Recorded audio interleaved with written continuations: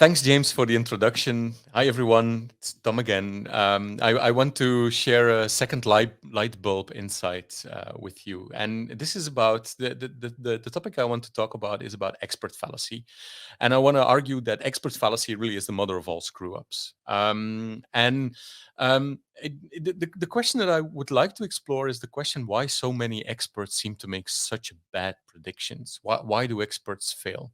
And I think there's a couple of reasons for that. What the the main reason is that is what I call expert fallacy. The simple fact that we are hired as an expert, to have an opinion or to have know-how about something, actually triggers us to just simply deliver predictions and deliver knowledge and insight about things that we really have no idea about. We feel the inclination to deliver our expertise simply because we are asked to do that. That's a purely simple psychological mechanism. So we unnecessarily produce all kinds of overconfident knowledge and prediction of things that we simply don't know of. And quite often the problem with experts is that they mistake confidence for competence. That's really a second problem with expert fallacy. Experts tend to have the tendency tend to have the tendency experts have the tendency to sound quite convincing. And our unconscious brain kind of like that. If someone sounds cocksure, it must mean that he or she knows what he is talking about. And so, but the great example of this is our pundits on television. They seem so cocksure about things, and we love to hear their cocksure opinions about things, but really most of the time they have no idea what they're talking about, because reality is 100 times more complex than the simple schemes that they handle to talk about reality.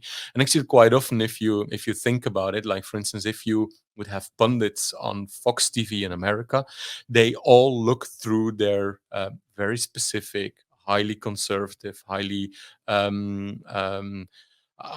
to call it, not libertarian. They're libertarian lens, and so every problem in the world is being decoded through their libertarian prism, and reality is 100 times more complexer than that. And so, a third reason why we suffer from expert fallacy, or what happens in expert fallacy, is that our brain is hardwired to see patterns in everything. And there's actually a fun concept for this, a fun concept in gaming for this. It's called apophenia. Game designers are when game designers are designing role playing games, there's this concept of apophenia that they're terrified of. And the concept is the following: quite often when people are in virtual worlds or in role playing game, they're always looking for patterns. They're always looking for signals that might mean something, that could give them a clue about what they could expect, or that could give them a clue about how to solve the problem or crack the puzzle.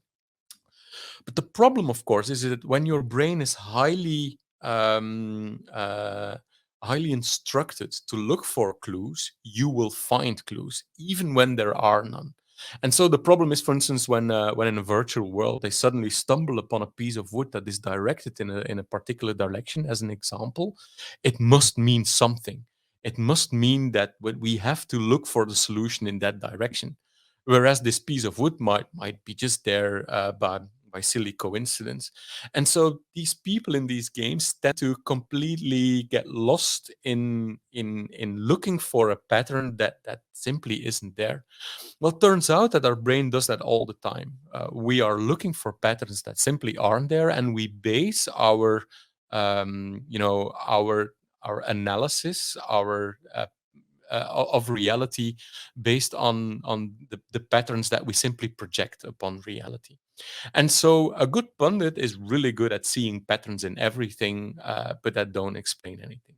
So the more interesting question is, after we kind of decoded why experts are so cocksure about reality, so the big interesting question then is, how can we solve this problem? And I think there are really two interesting strategies to solve the expert fallacy problem. The first one is outside in thinking. Outside in thinking means that if you allow yourself to spend time for empathy with the end user, to try to understand, your end user you are, for instance, designing for, you will stumble upon much more rewarding insights. If you would refrain yourself whenever you try to, to design a product or a service or an intervention that aims at changing people's behavior, you need to refrain yourself from already getting into the ID mode. You always need to get into outside in thinking mode, into falling in love with the problem mode first. And by allowing yourself to take time for it. So, for instance, when I need to design a solution or an intervention for behavioral change, I always force myself first to do 6 interviews. And these are really in depth interviews with people. I want to fall in love with their problem. I want to understand their obstacles. I want to understand their beliefs. I want to understand their prejudices. I want to understand their deeper needs and desires, because these are the kind of things that I can work with. And usually, when you want to change behavior, it's nearly always the problem is taking away obstacles that stand in the way for people to actually make behavioral change. I want to give a quick example of that. So this was a project we did a couple of years ago for an NGO that want to help people to get out of debt, debt relief, to get into debt relief plan. Um, but the problem that they were suffering from was that whenever they tried to motivate people who are in serious debt, these people simply didn't want to get into debt release. And so when we started to interviewing those people, we quickly realized that the problem is the moment you address them as people with serious debt, they kind of don't want to identify themselves with this image. They don't want to be seen as a loser. They are embarrassed. They are ashamed of this identity. And the moment you start to talk to them, based on this identity, they kind of reject the whole idea, even if they perfectly knew that they actually need help. They simply don't want to be seen as people who are in problematic debt. They don't want to be seen as losers. And so the solution we discovered was that what we needed to do first was first connect with their emotion. Connect with the problem that their debt might quite often keeps them awake at night. Second thing is we needed to reduce their anxiety. So the moment you connect with the emotion, do you recognize that you sometimes can't sleep at night because you are afraid of your money problems? Well, people immediately go into, yes, I completely recognize that. Then the second step is to reduce uncertainty. And what this organization needed to say was, look, our people are all people who were in debt themselves for a couple of years, so they perfectly know what they are talking about. And so, which triggered curiosity. The third step was to motivate action, to make the desired behavior simple. And so the pitch was, look, we understand how you feel. Our people definitely understand how you feel because they've been there themselves. You know what? Here's the deal.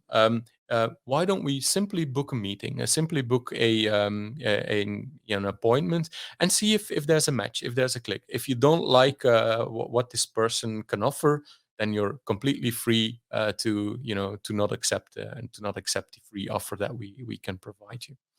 And so by rethinking the psychological buttons that need to be pushed, we got a lot of people to open their minds, to open themselves up to get into debt relief. If we simply would be trying to force them into this identity that they rejected, you are someone who's in problematic debts, then people would close down and shut themselves off from the opportunity to save themselves. So this brings me with my second solution to the expert fallacy problem. So the first one is allow yourself to refrain from getting too into solutions very fast, but fall in love with the problem first, and you'll simply discover many of the great ideas by simply listening to people. Second strategy is prototype everything, and to me, this is a motto. This really has become a mantra for living a well-lived life. Well-lived life. Prototype everything. To me, the idea of treating everything as a hypothesis that needs to be prototyped and tested and validated or rejected as soon as possible is a great is great fun. I prototype everything. Well, there's a one limit to it. My my wife, who's also an expert in behavioral change, she said, if you ever would cheat on me and you call it prototyping, I will cut your balls. So this, I prototype everything except cheating on my wife, which I think is a very good behavioral design strategy from her. Anyway, I digress. So we prototype everything, and the reason why it's so liberating is that you don't fall in the trap of your ego that needs to be right.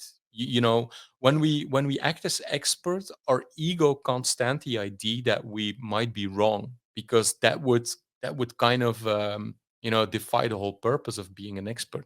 Whereas if you have a prototyping mindset, you have a more curious, open-minded mindset. You might go, I have no idea if this works. Let's prototype and test it. And so I prototype and test everything in life. Well, maybe a couple of examples. For instance, the idea of living abroad. We had played with this idea, my wife and I, for a long time, and at certain moments we thought, why don't we prototype it? So our first prototype was to book a hotel somewhere on the coast of Morocco. It was, and we prototyped this idea for 2 weeks. What would it mean to live abroad with our, at that time, our 3-year-old? Terrible prototype. We learned a lot from it, and the reason why it was a terrible prototype is we didn't figure in the 3-year-old. So when you sit in a hotel room with a 3-year-old, you can't combine living abroad, having a kid, raising a kid, and trying to to work from abroad. So our second prototype was different.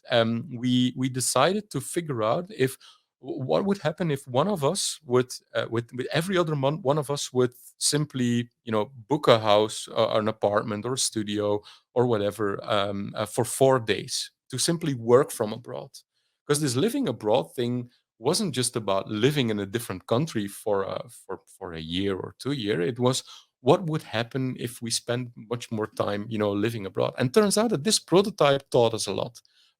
You know Working abroad for 4 days per month, so the one month I would do it and the other month Astrid would do it, was a great way to what was a great prototype, because it allowed us to simply do something different every other month. Sometimes I booked a cabin within the Netherlands. Sometimes I made a trip to Sevilla.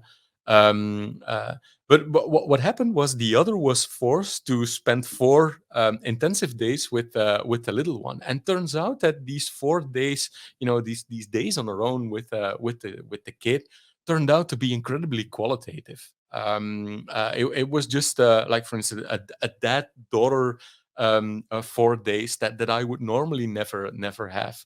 And so we this prototype taught us that this might be the right formula for us.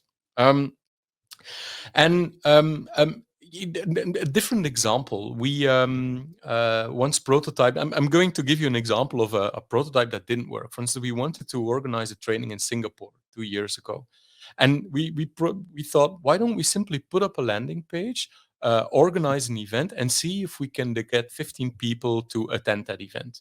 That was the whole idea. We didn't book a hotel, we didn't book a venue, we didn't book a trainer.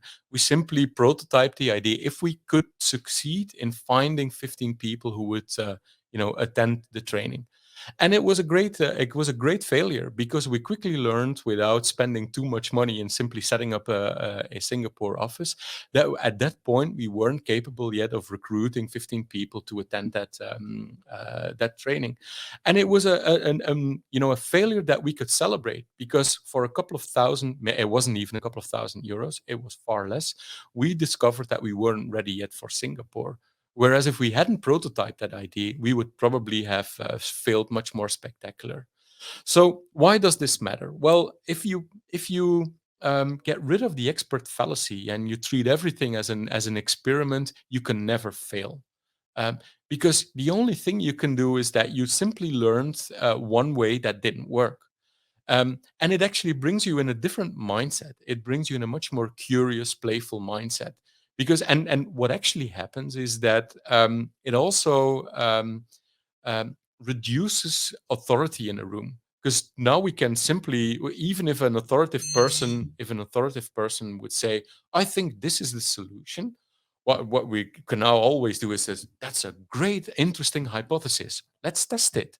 And if you test it and they immediately experience how, for instance, their target audience or their customer thinks about it or rejects it or validates it, it really brings reduces ego and ego in two kinds of way. Ego is in as in I am the most authoritative person, so we need to do it, but also in the opposite way, ego as in I'm afraid to step back from my conviction because that would be a painful experience.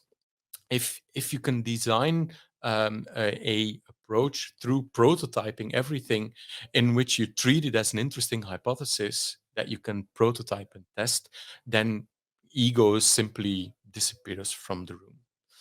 I hope you enjoyed this talk, and we're going to explore the idea of behavioral science applied to to daily life and to organizations and to products and marketing on the Behavioral Design Day at the conference in September. Looking very much forward to see you there. Back to you, James.